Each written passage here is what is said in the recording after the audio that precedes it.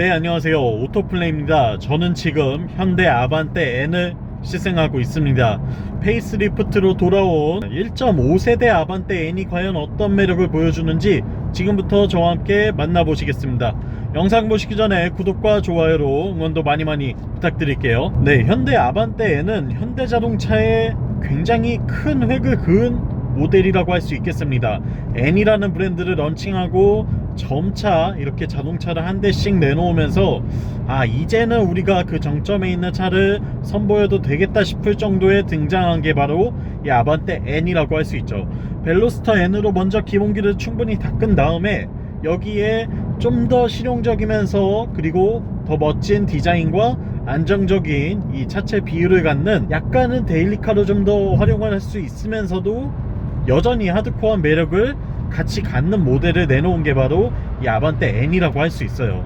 때문에 이 차를 타고 있으면 정말 이게 현대자동차가 만든 모델이 맞나 싶을 정도로 많은 매력을 보여줍니다.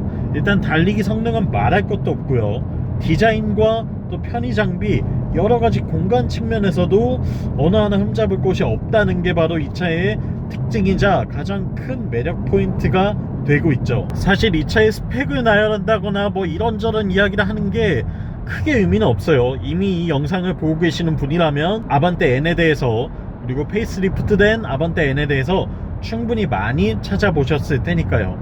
하지만 간단히 좀 말씀을 드리자면 일단은 이 준중형 세단인 아반떼에 2000cc급 4기통 터보 엔진을 넣었는데 최고 출력이 280마력이고 최대 토크는 40kg포스미터를 냅니다.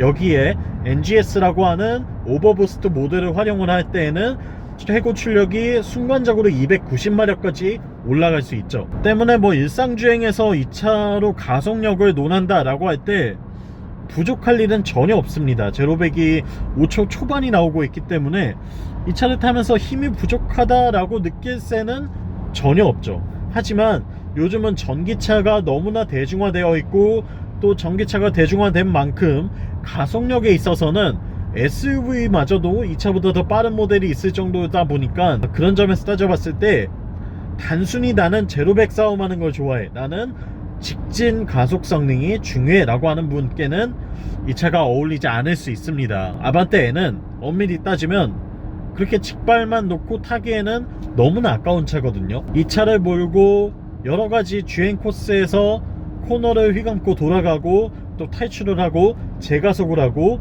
다시 감속을 한 다음에 코너를 파고드는 이런 여러가지 일련의 과정들이 어우러질 때야말로 이 차를 제대로 100% 활용할 수 있는 그 운전 재미를 느낄 수 있는 경우라고 생각이 드는데요. 때문에 이렇게 단순히 신호등 레이스를 즐긴다거나 나는 고속도로에서 빠르게 달리는 게 좋아 라고 하는 분께는 권해드리고 싶진 않습니다. 제가 이 차를 정말 여러 번 타봤고 출시 초기부터 진짜 많은 경험을 해보고 수동변속기로도 타보고 DCT로도 타보고 여러가지 스펙을 타봤지만 한 가지 변하지 않는 확실한 점은 이 차는 정말 운전자에게 많은 즐거움 뿐만 아니라 운전자를 성장시켜주는 그런 자동차라는 사실이에요. 이 차를 몰고 있으면 내가 좀 더 운전을 집중해서 신중하게 해야겠구나, 운전을 얕봤다가는 진짜 큰일 날 수도 있겠구나 라는 걸 깨닫게 해줍니다.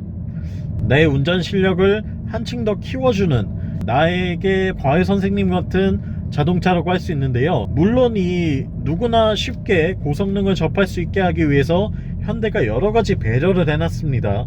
일단 DCT를 내놓았죠. 수동변속기만 있던 벨로스터 N과는 달리 DCT를 장착한 차를 내놓았고 또 여러가지 기능들로 재미를 느끼게 할 수 있도록 장치들 설정을 해놨으며 차의 기본기 뿐만 아니라 운전을 그렇게 잘하지 않더라도 마치 잘하는 것처럼 느껴질 수 있는 각종 모드를 마련을 해놨어요. 이런 것들 때문에 쉽게 접근을 할 수는 있지만 이 차를 100% 마스터할 수 있는 사람은 정말 드물죠. 프로 레이서들도 아마 아반떼 N에 대해서는 굉장히 많은 극찬을 하고 또 실제로 이 차는 원메이크 레이싱카로도 쓰일 만큼 많은 가치를 갖고 있는 차량인데요. 한 가지 아쉬운 점을 전하자면 너무나 쉽게 대중화될 수 있다는 게 오히려 아반떼 N에겐 독약이 될 수도 있는 것 같아요. 사실 굉장히 위험할 수도 있는 차거든요. 누구나 쉽게 몰 수 있지만 그렇다고 해서 자신의 운전 실력이 그만큼 뛰어난 줄 알고 맹신하고 잘못 운전을 하다 보면 큰 사고를 일으킬 수 있는 모델이기 때문에 더욱더 신중을 기해서 몰아야 하는데, 좀 그런 부분들이 미성숙한 운전자들이 일부 있다는 게 아쉽게 느껴질 따름입니다. 그 부분만 아니라면 인제 서킷에서도 뭐 1분 50초대의 랩타임을 어렵지 않게 기록할 수 있을 만큼 뛰어난 밸런스를 갖고 있고요. 한 체급, 두 체급 위의 차량들과도 서킷 안에서는 뭐 거의 동등한 수준으로 경쟁을 할 수 있을 만큼 놀라운 포텐셜을 갖고 있기도 합니다. 단순히 280마력, 290마력, 제로백 5초대 초반, 요게 중요한 게 아니거든요. 요즘 덩치 큰 아이오닉 5 4륜구동 듀얼 모터 모델도 300마력에 제로백이 5초예요. 그러니까 엄밀히 따지면 아반떼 M보다 빠른 차라고도 할 수 있는 거죠. 하지만 단순히 패밀리 SUV이자 데일리용 전기차인 아이오닉 5 듀얼 모터 사양이 아반떼 M보다 더 고성능 차냐, 그걸 묻는다면 거기에 그렇다라고 답할 수 있는 분은 안 계실 겁니다.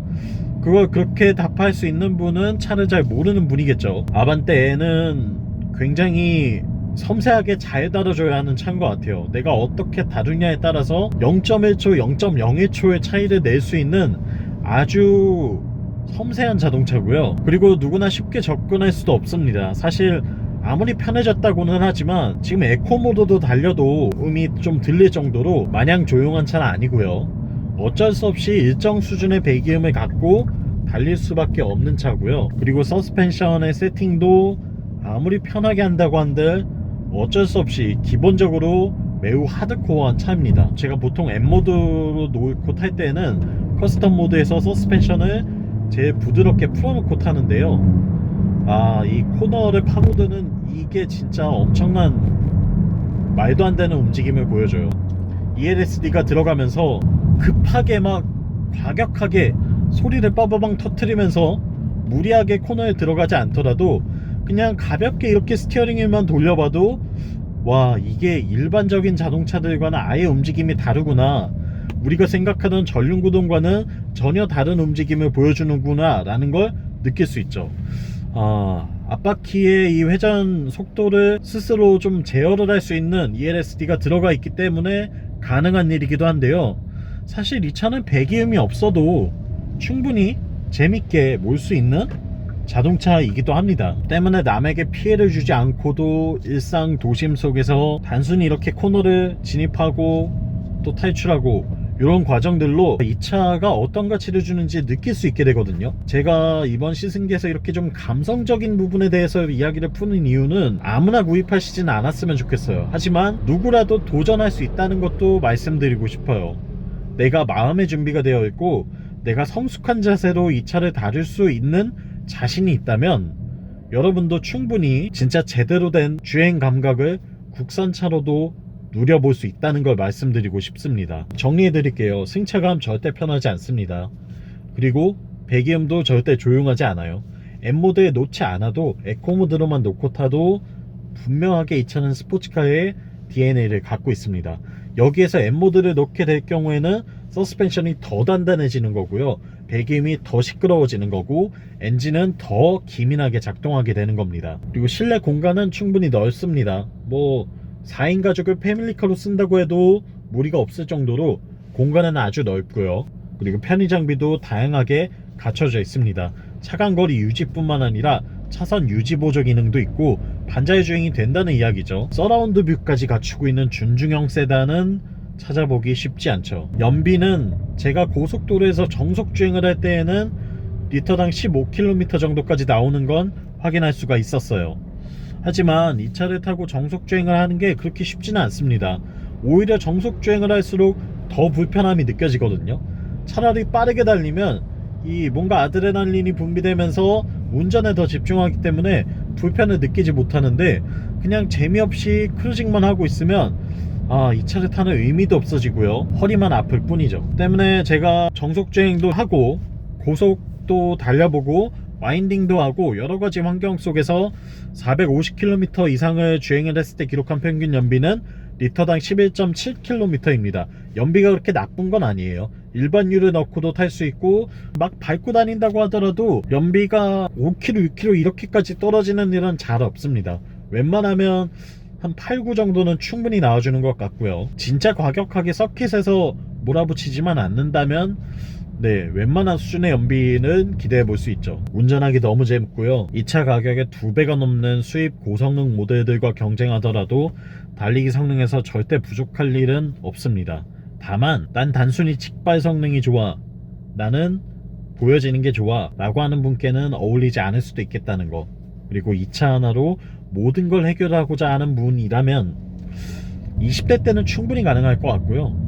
30대부터는 진짜 괜찮은지, 내가 진짜 그런 레이싱 DNA를 갖고 있는 사람인지 한번 잘 고민해 보실 필요는 있을 것 같아요. 이 차만 매일 타고 출퇴근을 몇 시간씩 해야 되고 그러다가 주말에도 좀 달리고 싶은 분이다 라고 한다면 이게 내가 후회하지 않을 자신이 있는지를 충분히 검토해 보실 필요는 있겠습니다. 그래서 40대 정도 되신다면 세컨카로 두시는 걸 추천드리고요. 주말에 한두 번씩 즐기기에는 더할 나위 없는 최고의 장난감이 될 겁니다. 프로 레이서들에게도 좋은 장난감이 되고 있기 때문에 일반인들에게는 더할 나위 없죠.